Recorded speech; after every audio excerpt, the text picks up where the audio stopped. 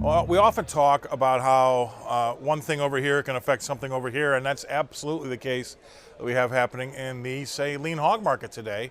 Hey, guess what happens when your inputs are cheaper? You know, it's better for your market, so things are higher over there, and we've definitely seen a nice move to the upside. And I would say that really part of that is the fact that there's some long funds in there. They're the strong hand right now. Although it's not a ton of 30,000 contracts, we've got the funds that are hanging on for maybe some sort of Chinese news. I'm not quite sure we're going to get any Chinese news. I've said that before. I think this is going to be for the long term, but the funds are long.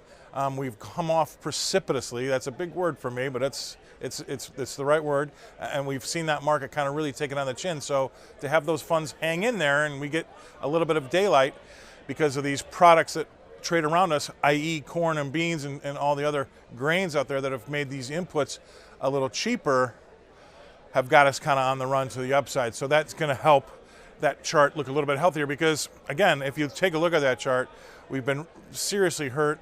We've given up a lot of that move, and it was nice to see, I would say, the funds, or at least not the funds, the shorts in that market, the guys that are short and need to cover, they kind of cannibalize themselves on the way out when we get something to this effect. So really not a ton of, say, fundamental or technical news out there that's going to move that market, but we've moved decently to the upside.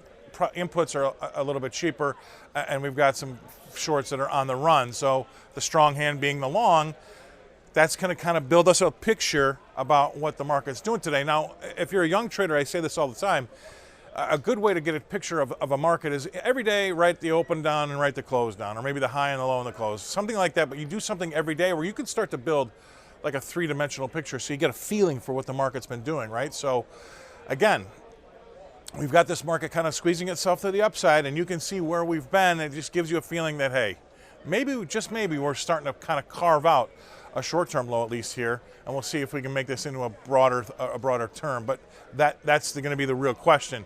How long and how steady this streak will be is what we're going to be looking for as far as technical things as well as now fundamental.